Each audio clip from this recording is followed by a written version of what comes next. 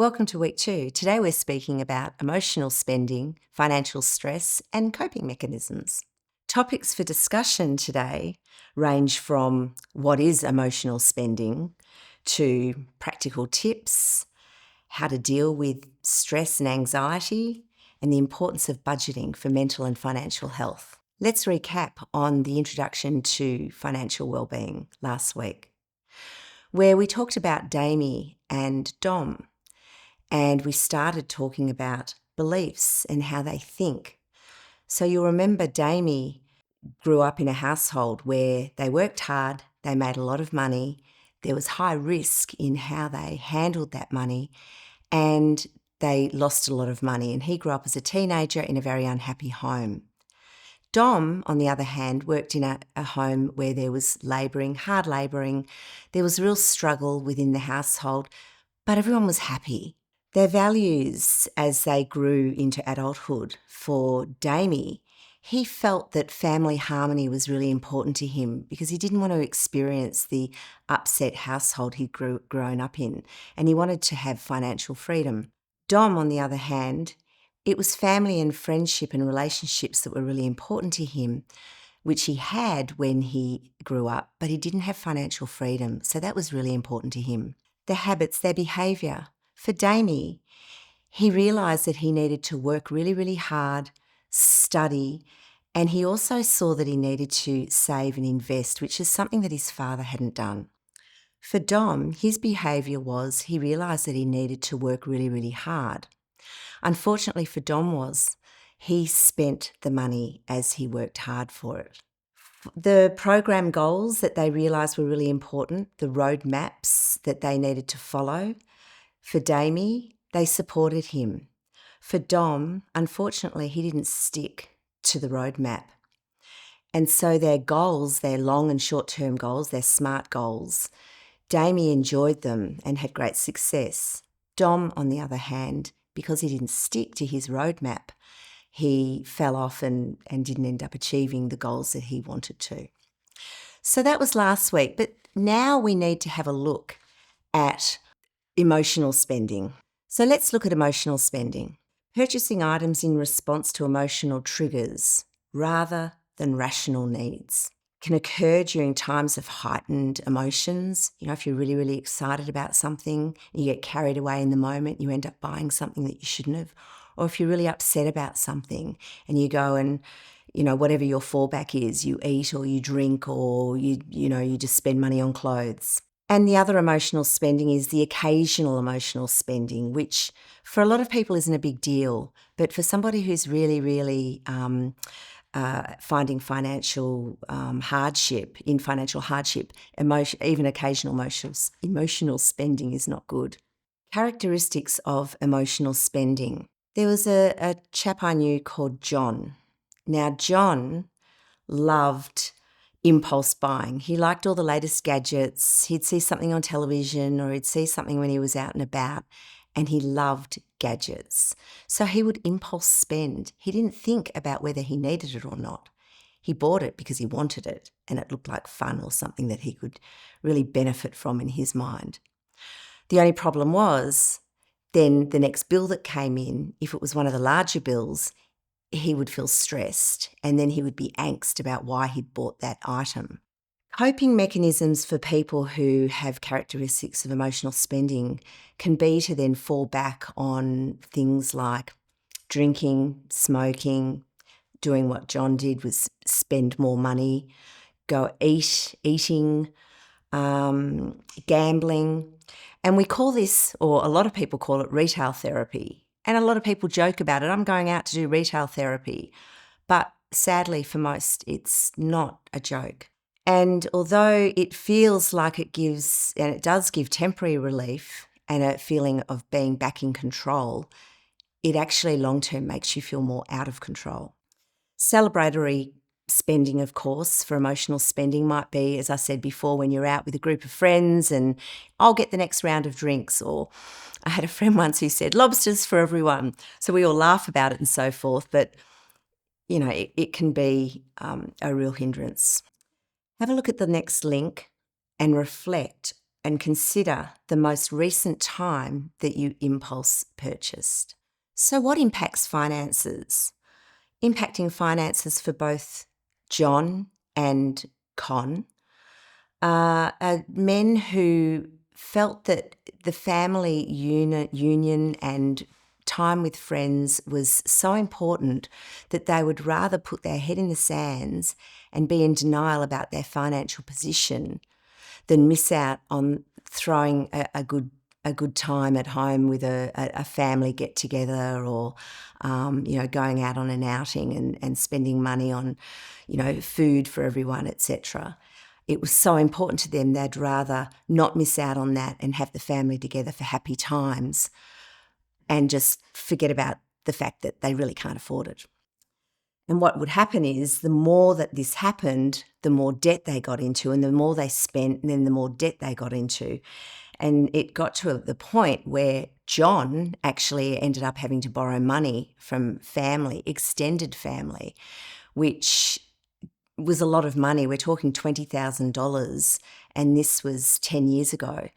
So it really just added and made it a more stressful situation again. And then he had to save face, and then he started finding that he was spending more time by himself rather than going out socially, because it was embarrassing bumping into these people and knowing that he still owed them a lot of money, but he couldn't afford to pay them back the way he had told them he would. So it became this real loop for him, and Con had similar habits as well. And that detrimental loop ended up being new habits, which were not good, not serving them. A really good little exercise you can do is to get a piece of paper and just put a line through the middle, and on one side put what I own and what I owe. And you'll be surprised at the outcome. And what you own is less than what you think, but it's really important to know where you are when we're going through and starting to get serious about our finances. Money's not everything, but it does give us options, and it does put us back in control of our situation, of our life, and it's empowering. Have a look at the next link and reflect on what you think are practical tools that may help you manage emotional spending. Practical tips to curb emotional spending. Let's have a look. 1. Practice the 24-hour rule. Wait before you buy. Society is full of immediate gratification. Back in the day before there were credit cards, you paid cash and you looked at what you had, and you had to be very considered about what you spent your money on. And if you didn't have it, you didn't spend it. But with credit cards these days, as wonderful as they can also be a real trap for us, because it means that we've got the credit card, we can go and buy it immediately. We don't have to wait. Practice slowing down and pausing and having a think about it, waiting, maybe revisit it a day later, a week later, and see if it's something that you really, really do need to buy. Use cash where possible. Number 2, be aware of exactly how much you're spending. Number 3, ask yourself tough questions. Do I really need 3 pairs of red shoes? Number 4, find an accountability buddy. Somebody who's either been where you've been, and maybe they are quite successful now, but they're somebody that you can really bounce off, or somebody who's going through what you're going through, and you can help each other and support each other on your journey. Number 5, think about your long-term goals. Just keep thinking about, what is it? Why am I denying myself going out and buying that now? That's right, because that holiday that I'm saving up for means more than anything. Or those new runners are really going to be fabulous, and I really, really want them. You know what? You deserve it. Have a look at the next link and reflect. What tools will you use? See the next links. Recognizing signs of financial stress. You'll see behavioural, emotional, physical, and financial. Look at your workbook and see the next link, identifying financial stress signs. Behavioural signs. Well, with John, he became irritable. He was snapping at the kids, snapping at the wife. He started isolating. He was avoiding social situations. He'd rather go into his man cave and work on a little project by himself or watch some TV by himself than join in and organise the social events that had been so important to him. He was procrastinating and avoiding decision making. He was head in sand about where they were financially. It was all just so hard for him. When he needed to feel good, he'd get on the internet and buy that little gadget every now and then, or he'd go out shopping. And unfortunately for him, his comfort was eating, and he ate and he ate, and he wasn't exercising. So he put on a lot of weight, which actually compromised his health enormously. What are the emotional and mental signs for financial stress?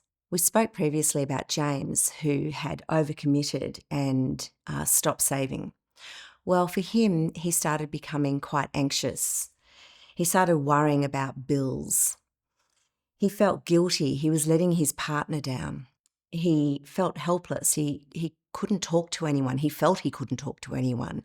He couldn't talk to her. It was compromising his ego. He decided that it was all happening because he was hopeless with his finances. He wasn't. He wasn't being good with his finances, but he wasn't hopeless. But he felt hopeless, and this chipped away at his self-esteem. And he really started feeling very depressed, anxious. He'd go into work, he'd have the pounding heart, he'd have the sweaty palms. He couldn't concentrate at work, and he found that his results were dropping. He was also studying full-time, and he was finding that really, really difficult as well, to hold his concentration and to remember things that were really important. He couldn't afford to go to the doctor, couldn't afford to go to the gym. He was self-medicating. He became suicidal in his thinking. Physical symptoms. Well, my partner Jim, when he was going through some hardships, and when I say hardships, everyone's different. He was a successful businessman for many years, and he was tired of his business. He had other interests that he wanted to pursue, and it was time to sell the business. But businesses don't always sell overnight, and it takes time for you to actually realise that that's what's going on. So during all this period when he wasn't in a happy place doing what he would prefer to be doing, he wasn't concentrating on the things he should be with his business, so results started going down. And whilst in most people's worlds they'd still be happy with those results, he wasn't. So he started becoming anxious about the results. He was anxious that there wasn't as much money coming in each week, each month. He self-medicated because he was stressed. He'd come home from work and he'd drink. He stopped exercising, and he started having, Panadol because, he'd had these terrible headaches and he couldn't sleep well. So then he'd have more Panadol and he'd have more something to drink and whatever else he was taking to self-medicate. And some days it was easier to stay in bed than going to the office. So again, he wasn't focusing on the results in the office, and they were dropping. And he got to the point where he was preferring to have a drink than to eat. So you can imagine his body was in absolute turmoil trying to cope with all of this abuse and angst and so forth. He felt tired, he felt drained, he had digestive issues, he had muscle tension, and he had weight loss. Financial indicators of financial stress. Do you recognise any of these? Inability to save money, growing credit card balances, using credit to pay other credit facilities. Quick story, bought a top once. I thought I was really clever. I was only quite young and I was having financial stress. So I bought this top. I went back so many days later. I got a refund for the top. Now, when I bought it on a credit card. When I took it back, I knew the store and I knew that they would accept this. Sorry, I don't have a receipt. They gave me a cash refund. I thought I was the smarty pants. It's really just dumb. Living paycheck to paycheck till something breaks down, you have to replace it. The phone, the car, the fridge. You've got to have money behind you. Living paycheck to paycheck is so stressful.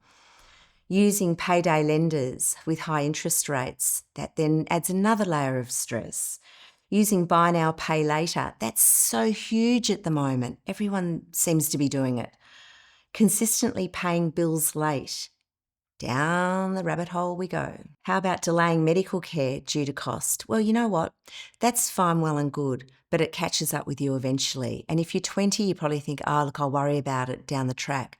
But I promise you, there are things that sometimes we delay when we're 20. Even if we pick it up when we're 25, there's already damage done.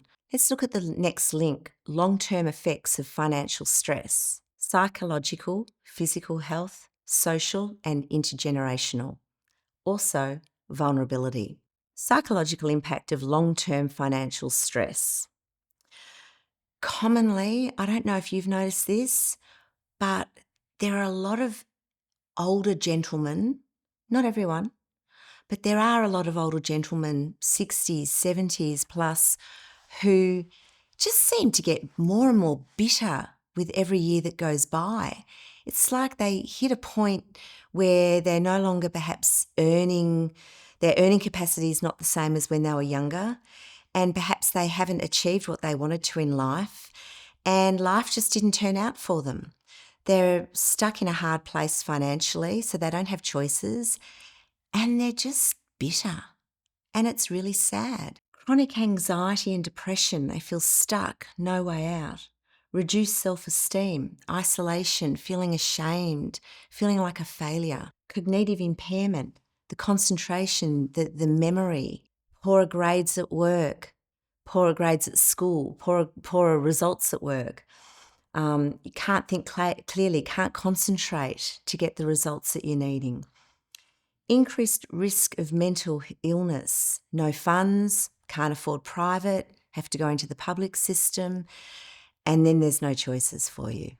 Physical health consequences and long-term financial stress. So we're talking about things like sleep disorder, insomnia. With Jim, he was drinking, alcohol dependency, he didn't sleep well. Cardiovascular issues, increased heart conditions. John, he put on a lot of weight and compromised the health of his heart enormously. Chronic pain. I mentioned last week about the chap Lloyd, who became meth affected. By taking a lot of meth, it affected his nervous system and he became really unwell. And digestive problems. Con, with his worry, his angst, popping Panadol all the time, getting prescription medications to cope with various digestive issues that he was having. When we're not at ease, our physical body is diseased. It's at a dis-ease. And that, in time, over long term, causes disease. So this is really important that we get hold of this. Now, guys, I just want to add, this week we are looking at all the what's, all the why should we worry about our finances and what will happen if we don't. So whilst it may feel very, very heavy and a tad on the negative side, we just need to be honest with ourselves and we need to look at all the things that can happen so that then we can then dive in next week at all the really great things that we can do to make sure that we manage things positively. So let's continue. Social and behavioural effects of financial stress.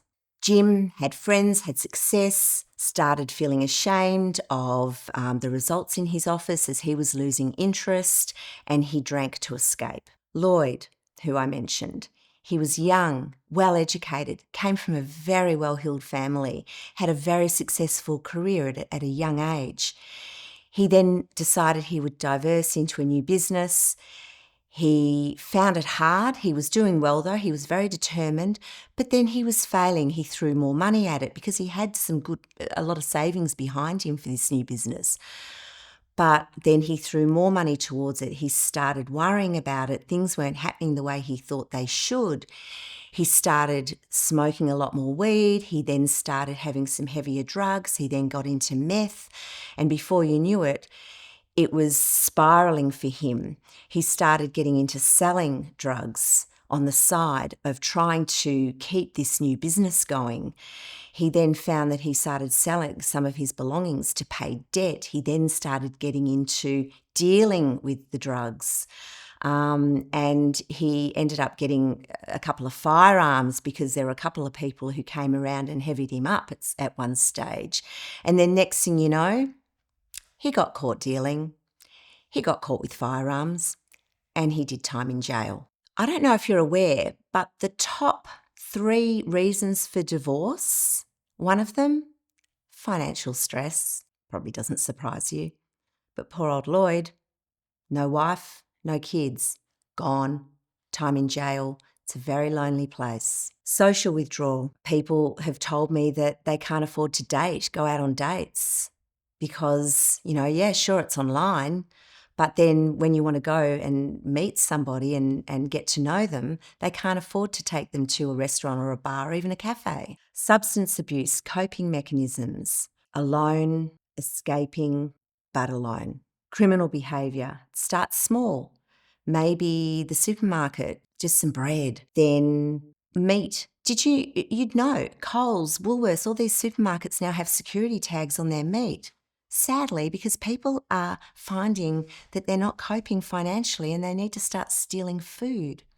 When I was a kid, I can remember our house was burgled at one stage, only the once, but I can remember as a little kid my mum saying to my dad how amazed she was and how sad she felt because the people who'd burgled our house took nothing more than blankets and clothing, warm clothing.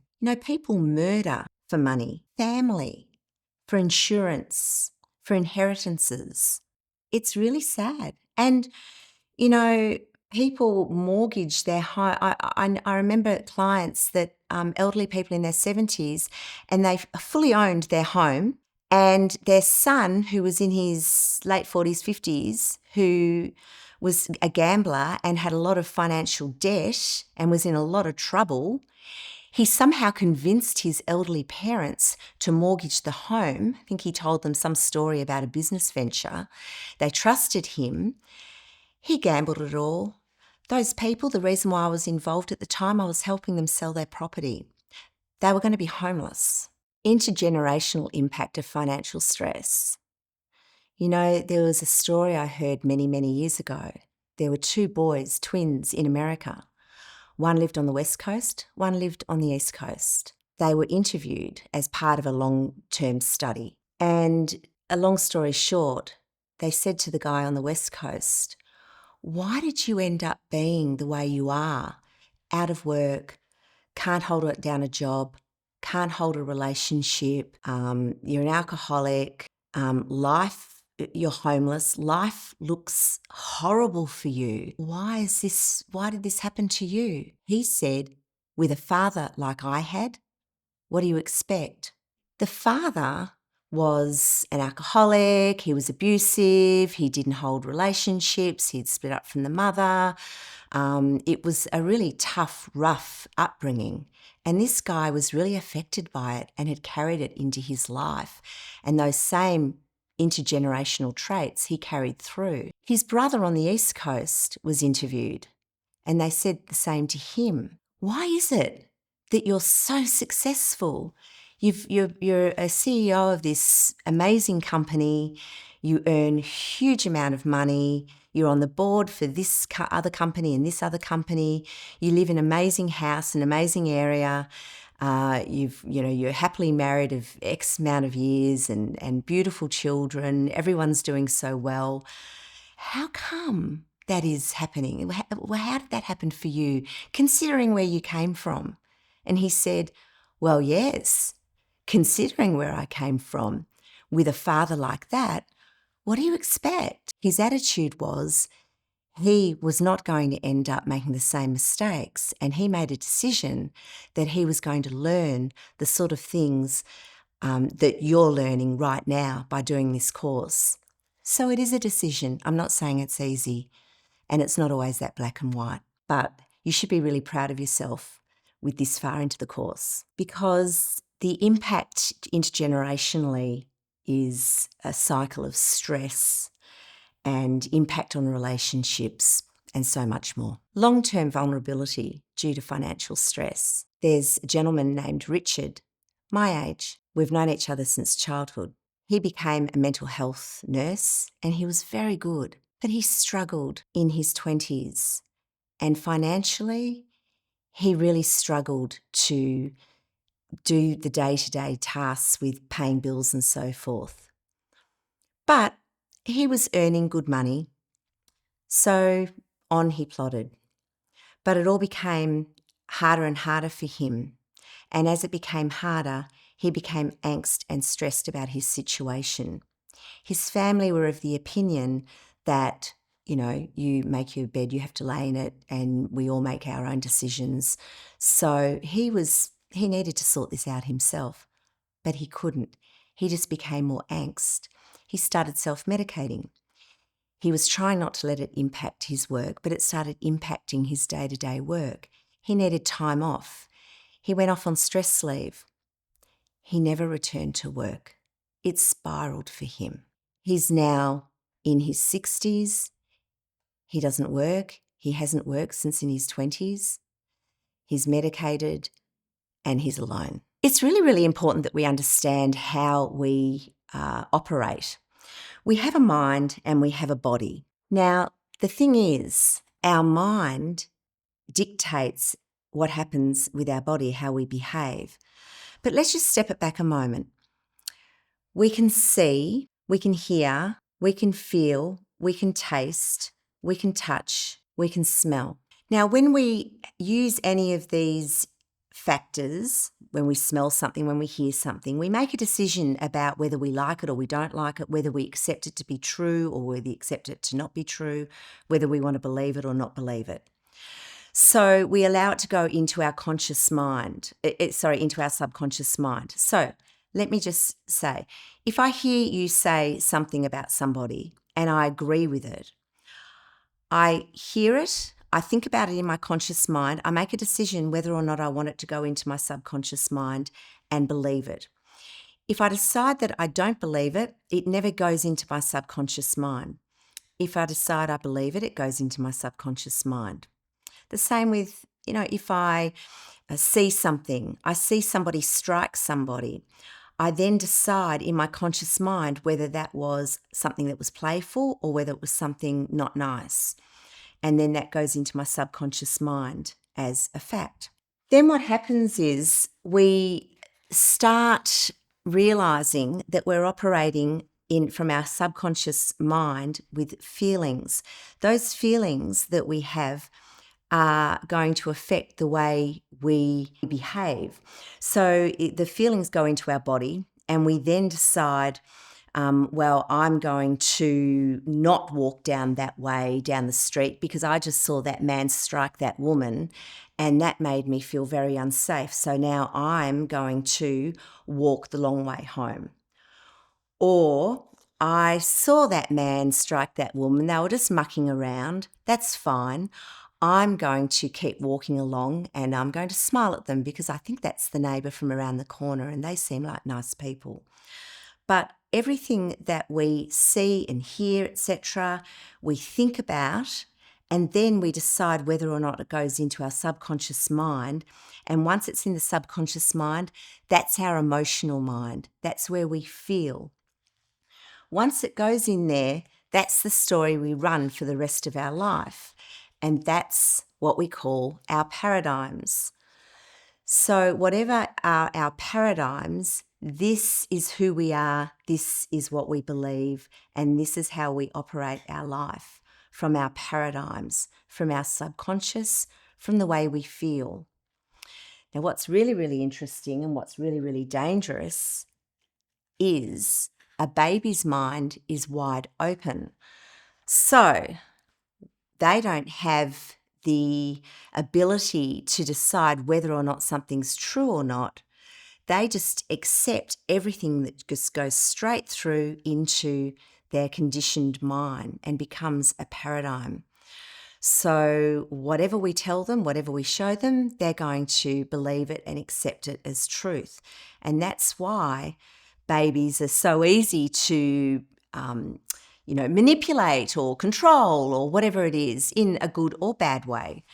So when you consider that, you can then understand how important it is for us as adults to make sure that we're leading by example and we're adopting really, really good habits this is a financial program. So when we're talking about finances, you might not have children yet. You might only be 20, and that might be a long way off considering.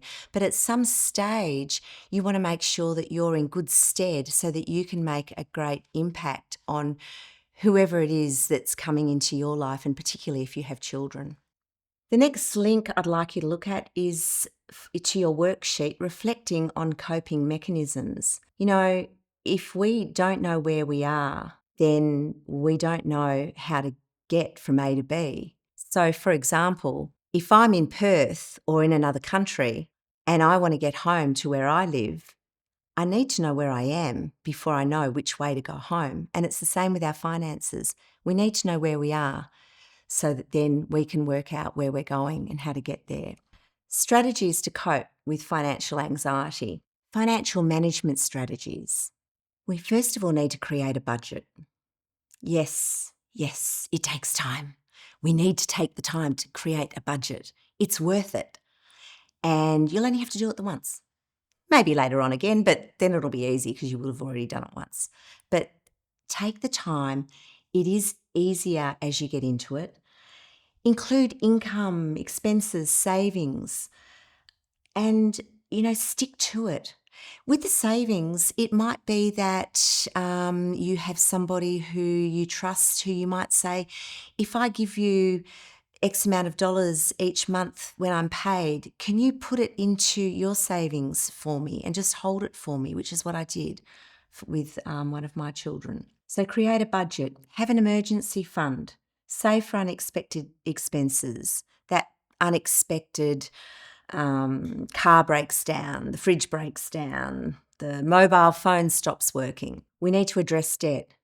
Review and consolidate loans. There's actually really good strategies on how to do this. You can hop on the internet if you're not sure, but it's really, really important to consolidate the loans and don't have 100 different loans with 100 different sorts of expenses associated with interest rates. And review the products that you're using. Compare bank fees to ensure you're getting the best rates. And this is something that you can do annually, but you can do it even so much more often. When you get a bill that comes in, if they're saying to you, we're putting the rates up, review it then and there. It doesn't take long. It takes 10 minutes online, and there's really good companies to help you compare all the different rates. So make sure you do that regularly because you will save a lot of money. Recently, we did it with our car. We were paying $1,500. The bill was going up to $1,800. We rang and ended up getting it for $1,100, less than what we'd been paying. And then a few days later, can you believe it? The same happened with the health insurance that we'd only just moved to. We got it a lot lower. So it's worth doing. Emotional and mental strategies. 1, mindfulness. Ella, a friend, post-divorce, she was stressed because she was in a new situation. She was by herself. She had 2 young children. So she realised that she needed to put some things in place to help herself with the stress. So she got on and realised, well, yoga's going to cost a lot of money. I can't afford these things. Then she found that there were free apps and low-cost apps that she could do yoga online, and she could do various mindful practices. Self-care. Go for a walk each day or in the afternoon when you can. Just have some you time. You are important. Don't put yourself last. I like running. Put the earbuds in. Listen to some good quality information, some, an audio book. Instead of listening to music, which, hey, there's nothing wrong with listening to music, mix it up though and listen to some really good quality mindful information. And further with self-care, we're looking at James, who decided that he wanted to be more healthy. And so he bulk bought vegetables and so forth and would do a week's worth of cooking and freeze a week's worth. And with better eating, with self-care, he was able to also have better sleeping habits. And on sleeping, a little hint, perhaps turn your phone, computers off 30, 60 minutes before you go to sleep at night, and just allow your body, your mind just to start to gradually slow down and shut off. You'll be amazed at how much better you sleep over time. Seek support. There are friends out there who really do care. They may not have the answers. You're not going to them for solutions necessarily, but support, because people do care about you. You are loved. So reach out and just have people around you. It's so important. And it may be that they have some ideas and different perspectives as well. Focus on control. Identify manageable changes in your finance. So, for example, with Ali, she then realised, I'm going to start doing homemade presents. I'm going to go to the op shop for certain items when I need to replace, a jumper or what have you. She also bulk bought vegetables and meat and so forth because her children ate a lot and that was hard in her new financial situation. So there are ways around it. So emotional and mental strategies. Links to professional assistance and financial anxiety. You'll see financial counsellor, communicate with lenders, and consider therapy. Lifestyle adjustments for financial wellbeing. These are great reset tools. Reduce expenses. Cut back on subscriptions or switch to more affordable providers. Financial literacy.